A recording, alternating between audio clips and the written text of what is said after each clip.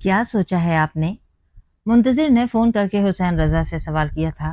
دیکھو منتظر بیٹا، مانتا ہوں مجھ سے ماضی میں غلطیاں ہوئیں، مگر میری بیٹی میرے جرم کی سزا اسے نہ دو۔ وہ جو چند دنوں سے کوئی رابطہ نہ ہونے کی وجہ سے پریشان تھے، رابطہ ہونے پر پہلی بات یہی کی، اس کا یہ قصور کم ہے کہ وہ آپ کی بیٹی ہے۔ حسین رضا نے بے بسی سے موبائل کو دیکھا۔ وہ تمہاری بیوی ہے، کوئی غیرت مند شوہر بیوی کو یوں اغوا کر کے اس کے والدین کو بلیک میل نہیں کرتا۔ وہ اپنے تئیں بڑی وزنی دلیل لائے۔ اور غیرت مند بیوی کے بارے میں کیا خیال ہے؟ وہ چند لمحے رکا۔ اور غیرت مند بھائی کے بارے میں کیا رائے رکھتے ہیں مسٹر حسین رضا؟ وہ ہنوز طنزیہ انداز میں گویا ہوا۔ جنہوں نے اپنے نفس کی خاطر کسی کی جان لے لی، اس کا لہجہ زہر خوند ہوا۔ دیکھو، تم میری بیٹی کو کچھ مت کہنا، تم جو کہو گے وہ کروں گا۔ میں حمید اور بخشل کو آزاد کرنے کو تیار ہوں۔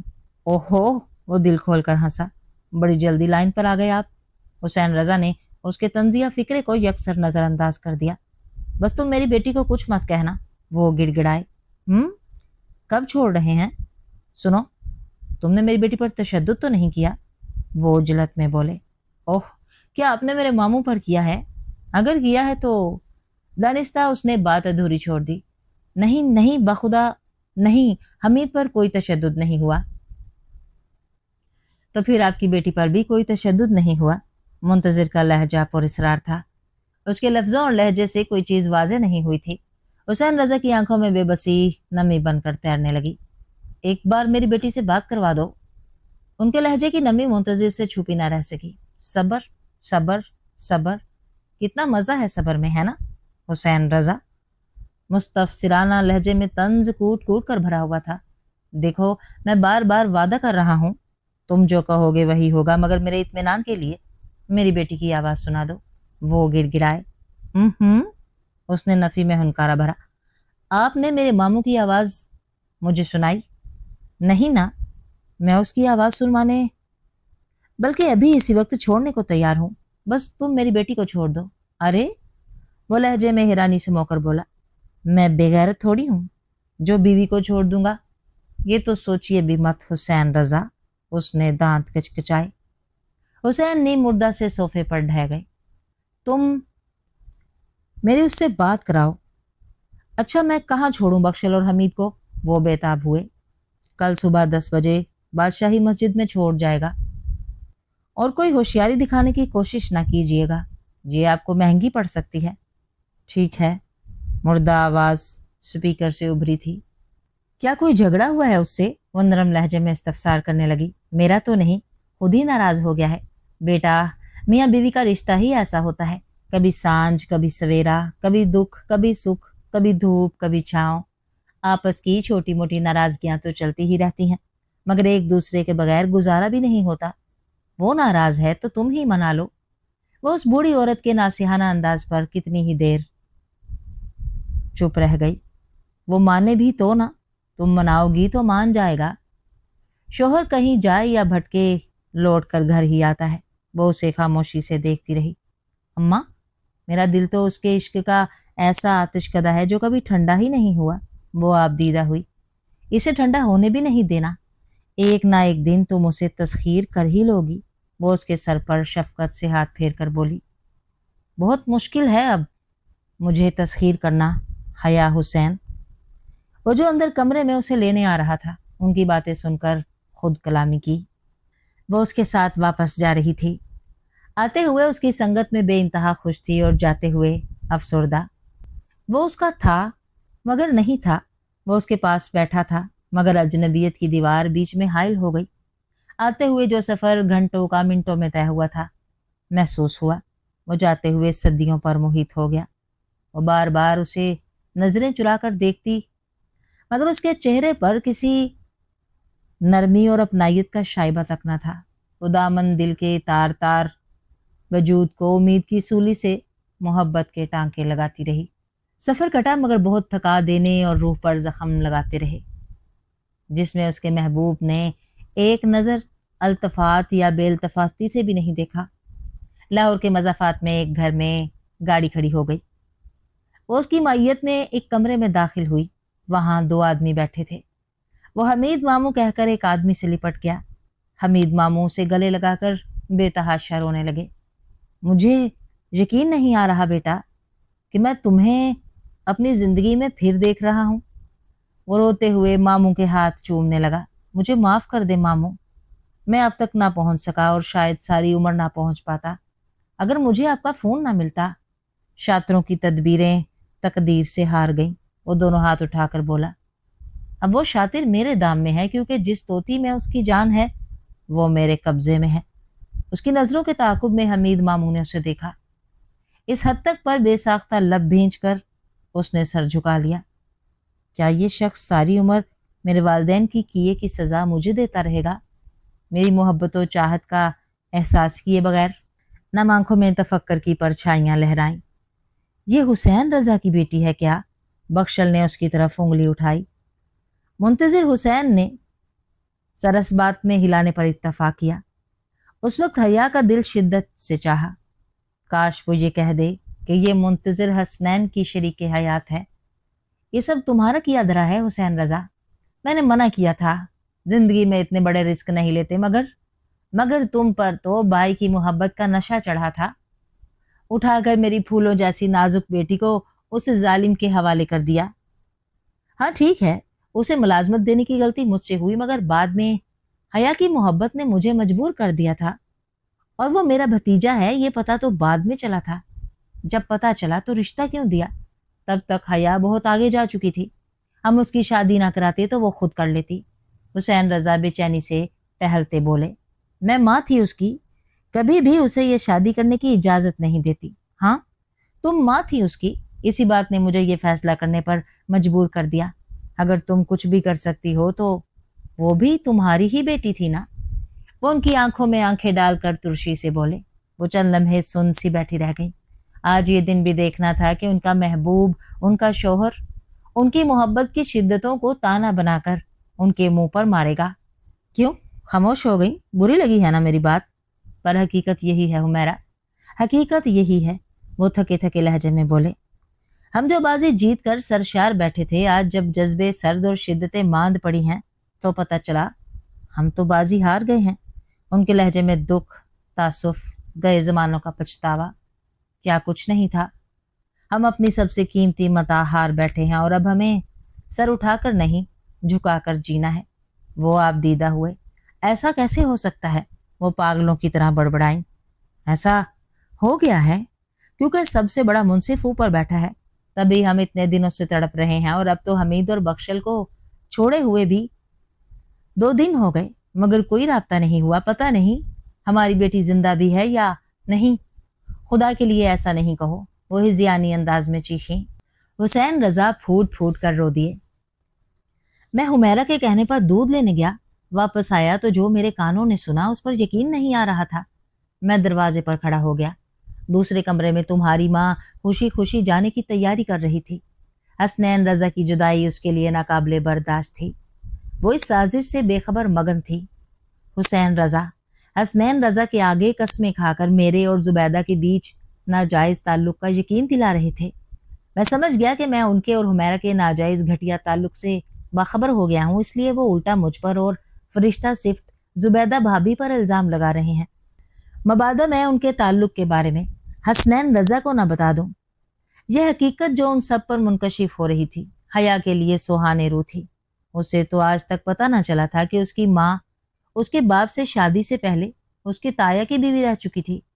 اسے تو ہمیشہ یہی بتایا گیا تھا کہ حسین رضا اکلوتے تھے، گاؤں کبھی ان کا جانا ہی نہیں ہوا تھا۔ منتظر میاں، میں کبھی بھی ان کے تعلق کے بارے میں بتا نہ پاتا، کیونکہ ہم کمی لوگ تھے۔ بڑے لوگوں کے عیب دیکھ بھی لیں تب بھی انجان بن کر رہتے ہیں، ورنہ ہماری آنکھیں نکال دی جاتی ہیں اور زبانیں کاٹ دی جاتی ہیں، یا موت کی نیند سلا دیا جاتا ہے۔ بخشل اپنی داڑھی میں ہاتھ پھیر کر افسردگی سے بولا۔ حیا پر آسمان ٹوٹ پڑا تھا، اس کی ماں بد کردار تھی، کاش یہ سننے سے پہلے وہ مر جاتی، کاش کوئی فرشتہ گواہ بن کر آتا اور ببانگ دہل کہتا ان پر یہ الزام سراسر جھوٹ ہے۔ میں الٹے پاؤں بھاگا، اس وقت رک جاتا تو شاید نہ بچتا۔ سیدھا اپنی سالی کے پاس گیا اور کہا کسی طرح سے میری بیوی کو گاؤں سے لے آئے۔ میں عمر بھر وہاں نہیں گیا، ایک اسپتال میں صفائی کے کام پر لگ گیا۔ दाल रोटी अच्छी चल रही थी। अम्मा के साथ क्या हुआ था फिर? मुंतजिर बेचैन था। तभी हमीद मामू बोल उठे। मलक जी ने उसी वक्त उसे तलाक देकर घर से निकाल दिया। वो अनजान इतने बड़े इल्जाम से रोती लरसती यहाँ पहुंची। मैं उसी वक्त उसे लेकर वहां से निकल गया। मलकों का कोई भरोसा न था कि वो कब कत्ल करवा दें। आखिर उनकी इज्जत पर बन आई थी। हमीद मामू की आवाज भर्रा गई। शहर में मुख्तलिफ मजदूरियां करते वक्त काटा, वहीं तुम्हारी पैदाइश हुई। सारी उम्र हम मलकों से छुपते रहे, कभी कहीं, मगर उनके हत्थे चढ़ ही गए। हमीद अफसुर्दा हो गए। हया का दिल चाह रहा था जमीन फट जाए और वो उसमें समा जाए। उसके पास सोफे पर बैठा मुंतजिर उसको नफरत से देख रहा था। फिर उसके बाद बाबा के साथ क्या हुआ था? ठीक 8 माह बाद मैंने उसी अस्पताल के एक कमरे में हसनैन रजा को देखा। वो आंखें बंद किए लेटे थे या गनूदगी में थे। हुसैन रजा उनके पास बैठे अखबार पढ़ रहे थे। मैंने डस्टबिन उठाया और फौरन बाहर निकल आया। हुसैन रजा ने नजर उठाकर भी नहीं देखा, अखबार पढ़ने में मसरूफ रहे। मैंने शुक्र अदा किया कि उनकी नजर मुझ पर नहीं पड़ी। उस दिन के बाद मैं उस कमरे की सफाई के लिए अपने साथ काम करने वाले दूसरे आदमी को भेजता था। मैं देखता था कि हुसैन रजा के आते ही फौरन एक जूनियर डॉक्टर लपक कर उनके पीछे जाता था। शक तो मुझे पहले ही था। मैंने खोज लगाई। जल्द ही मुझे पता चल गया कि वहां क्या हो रहा था। हसनैन रजा को स्लो पॉइजन दिया जा रहा था। ये लोग मुझे जाहिल समझते हैं, इसलिए हमारे सामने ज्यादा एहतियात नहीं बरतते। मैं चूंकि उनके पीछे पड़ा हुआ था, इसलिए मेरे कानों में कुछ बातें पड़ गई थीं। एक दिन जब डॉक्टर ने उन्हें इंजेक्शन दिया, उनकी हालत बहुत बिगड़ गई। मैं बड़े डॉक्टर साहब को बुला लाया। उन्होंने कहा कि इनको कोई गलत इंजेक्शन दिया गया है। उन्होंने फौरन एक्शन लिया। वो डॉक्टर जिसने ये इंजेक्शन लगाया था वो पकड़ा गया। हुसैन रजा ने दे दिलाकर मामला ठंडा कर दिया और हसनैन रजा को वहां से ले गए। मगर जल्द ही पता चला कि उनकी मौत वाक़या हो गई है। बस फिर एक दिन मुझे उठा लिया गया और फिर सारी उम्र कैद में ही गुजर गई। मुंतजिर मियाँ, मैं हर दिन मुंतजिर ही रहा कि कब मेरी मौत के अहकामात जारी होंगे। मगर शायद तकदीर बनाने वाले ने मुझे जिंदा रखना था, ये हकीकत आप तक पहुंचाने के लिए। तभी जिंदा बैठा हूं। अजनबियत की संगी दीवार उनके बीच हायल थी। वो भी खुद में हिम्मत ना पाती उसको मुखातिब करने की। इस वक्त भी सर झुकाए उसके पहलू में बैठी थी। वो किसी गहरी सोच में डूबा चुपचाप बेड पर नीम दराज रहा। फिर एकदम अपना मोबाइल उठाया। हाँ मिस्टर हुसैन रजा, हया ने चौंक कर देखा। बेटा अभी तक पहुंचे क्यों नहीं? हुसैन रजा का लहजा अपनायत भरा था। वो तंजिया हंसा, इसलिए कि क्या गारंटी है मेरे पास कि वापसी पर आप मुझे कत्ल नहीं करवाएंगे? नहीं, ऐसा कभी नहीं हो सकता। वो बेचैन होकर बेसाख्ता बोल उठे। मुंतजिर हसनैन ने दुस्दीदा नजरों से उसे घूरा। बेटा क्या कह रहे हो? तुम मेरे दामाद हो, मेरी बेटी का सुहाग। आप जो अपने सगे भाई को कत्ल करके उसका जर जमीन और जन हथिया सकते हैं, तो दामाद का क्यों नहीं? वो सख्ती से गोया हुआ। तुम जो गारंटी चाहो मैं दे सकता हूँ, वो नजाक के आलम में बोले। ठीक है, फिर मेरे वकील से बात कर लें, जो कहे वो मान लीजिएगा। क्या क्या बात है? उनके पसीने छूट गए। ये कि अगर मुंतजिर हसनैन किसी भी तरह की हादसाती मौत का शिकार हुआ तो उसके जिम्मेदार मिस्टर हुसैन रजा होंगे, क्योंकि मुंतजिर हसनैन को सिर्फ शुबा ही नहीं यकीन है कि वो उसे कत्ल करवा सकते हैं। और अगर मौत तबई हो तो भी मुकम्मल पोस्टमार्टम किया जाए कि कहीं उसे स्लो पॉइजन तो नहीं दिया गया। मैं तैयार हूं, उन्होंने पेशानी से पसीना पोंछते हुए कहा। ठीक है, मेरा वकील आपके दरवाजे पर खड़ा है, उसे अंदर बुला लें। उस वक्त हुसैन रजा को लगा जैसे वो अपनी मौत के परवाने पर दस्तखत कर रहे हैं, मगर अपनी जान से अजीज तर बेटी को बचाने की खातिर वो सब कुछ कर सकते थे। वो सालिया खातून की गोद में सर रखे सर में मालिश करवा रही थी जब एक नया नंबर स्क्रीन पर देखकर उसने सेल फोन वापस रख दिया और फिर से आंखें मूंद कर खाला से लाड उठवाने लगी। जब 5वीं बार कॉल आई तो उसने झुंझुला कर देखा। पता नहीं कौन ढीठ है, थकता ही नहीं। अरे बेटा उठा ले, क्या पता किसी को जरूरी काम हो। उसने फोन उठाया। मिस माहम, मैं मुंतजिर बोल रहा हूँ। सर आप? वो हैरत से गोया हुई। मिस माहम, 2 मेहमान हैं मेरे लिए बहुत खास, बेहद अहम। जब तक मैं उनके रहने का इंतजाम करूं आप उनको चंद दिन अपने फ्लैट में रख सकती हैं। सर ये मेरा फ्लैट कहाँ है? आपका है, उसने हंसते हुए कहा। मैं कोशिश करूंगा कि आपको ज्यादा दिन तकलीफ ना हो। प्लीज सर, मेरी जात पर आपके जो एहसान है वो उम्र भर नहीं उतार सकती। ٹھیک ہے، ہم کل صبح آ رہے ہیں، آپ چاہیں تو کل چھٹی کر سکتی ہیں۔ نہیں سر، اس کی ضرورت نہیں، گھر میں میری ماں اور خالہ ان کی مہمانداری کے لیے موجود ہوں گی۔ اوکے، اللہ حافظ۔ حیرت ہے خالہ، سر اپنے مہمانوں کو کسی ہوٹل میں بھی ٹھہرا سکتے ہیں، وہ یہاں کیوں بھیج رہے ہیں؟ ارے بیٹا، ہوگی کوئی مصلحت، اتنا بڑا فلیٹ ہے، ماں نے ٹوکا۔ خورشید اٹھ گئی، ان مہمانوں کی آمد کی تیاری بھی کرنی تھی۔ اس نے ٹیکسی والے کو پتہ سمجھا کر ماموں اور بخشل کو بھیجا، خود اس کی گاڑی میں آ بیٹھا۔ پہلے آفس چلو۔ حیا نے اس کے تحکمانہ لہجے پر ایک لہجے کو اسے دیکھا، اس کی آنکھیں نم ہو گئیں۔ کیا منتظر حسنین کے نرم لہجے کے لیے میں اب ترستی ہی رہوں گی؟ اس کا دل بھر آیا۔ آپ گھر نہیں چلیں گے؟ سر اٹھاتے خدشوں کو بے حد مشکل سے ہمت مجتمع کرتے زبان دی۔ ابھی نہیں، شام کو آ جاؤں گا۔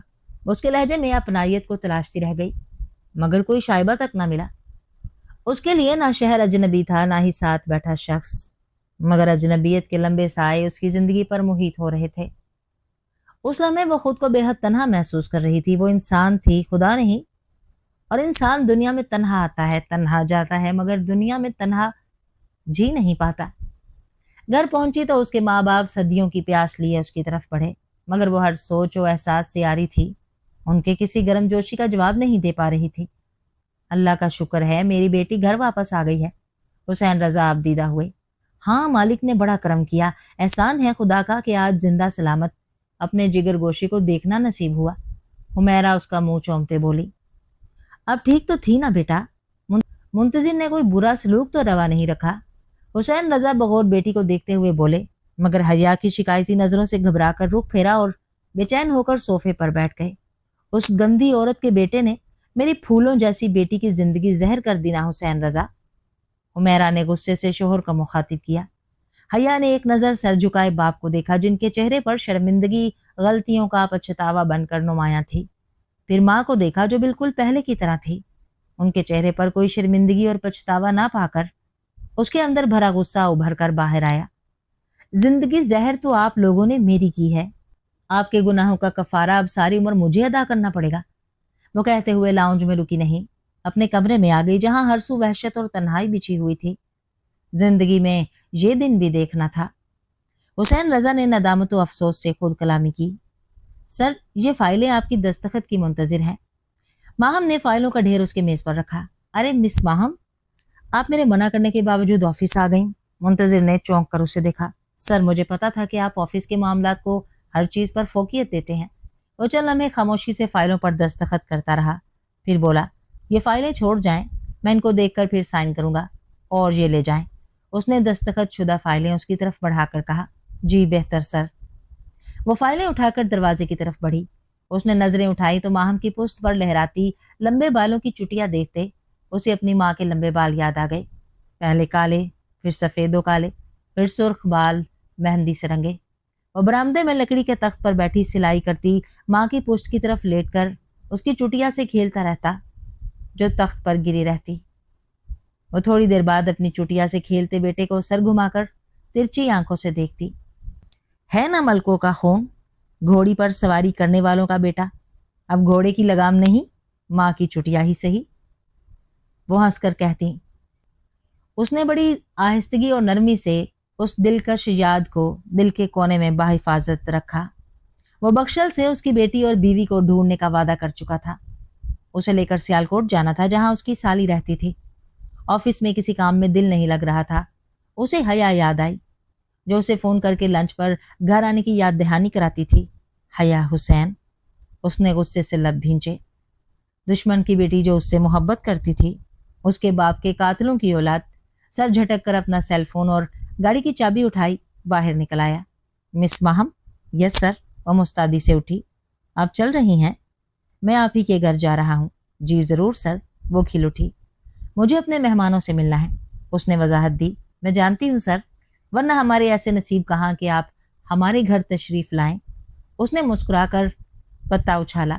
وہ فوراً دام میں آیا۔ ارے نہیں نہیں، ایسی بات نہیں، آپ بلاتی تو میں ضرور آتا، اس نے رسمن کہا۔ یہ میری خوش قسمتی ہے کہ آپ نے اس قابل جانا۔ وہ گاڑی ڈرائیو کر کے مین روڈ پر لے آیا۔ اس کے ساتھ فرنٹ سیٹ پر بیٹھی خود کو ہواؤں میں اڑتا محسوس کرتی رہی۔ کاش یہ بندہ ہمیشہ کے لیے میرا ہی ہو جائے۔ اس نے دل ہی دل میں دعا مانگی۔